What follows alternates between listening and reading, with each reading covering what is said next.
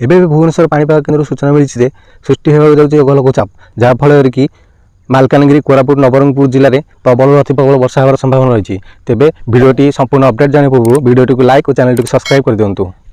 तेबे सृष्टि होती एक लघुचाप क्षेत्र यह जड़ित घूर्णिबलय वायुमंडल में 7.6 किलोमीटर जाए व्यापी प्रभाव में उपांतर उपकूल सबुठ प्रबल वर्षा होवार संभावना आकलन कर आंचलिक पाणीपाग केन्द्र। तेबे लघुचाप प्रभाव में आसंता 24 घंटा मध्य प्रबल अति प्रबल वर्षा नहीं 3 जिला को ऑरेंज वार्निंग जारी करिछि।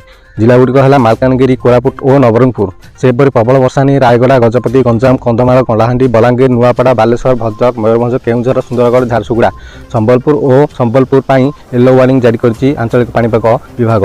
आसंता 5 दिन पर्यंत लघुचाप प्रभाव में प्रबल वर्षा होवार संभावना रही। अन्यपटे राज्यर लघुचापर सक्रियता अभाव और वायु आर्द्रता वृद्धि जो बढ़ुची सकाल समय गुड़गुड़ी और अपराह्न होती प्रबल वर्षा।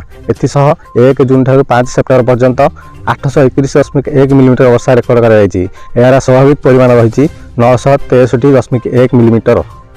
बर्तमान 10 जिले में नियंत्रित वर्षा रेकर्ड कर 20 जिले स्वाभाविक वर्षा होती। तेबे यही लघुचाप सामान्य नियंत्रित भरणा करें बोली आशा कर आसंता द्वितीय सप्ताह बेलू बंगोपसागर में आउ एक घूर्णिबलय सृष्टि हो पारे बोली आकलन कर पाणीपाग विज्ञानी। तेबे राज्य में स्थिति प्रति मासर लघुचाप सृष्टि होती किंतु सक्रिय होनी फल राज्य में कमुनी वर्षार परिमाण।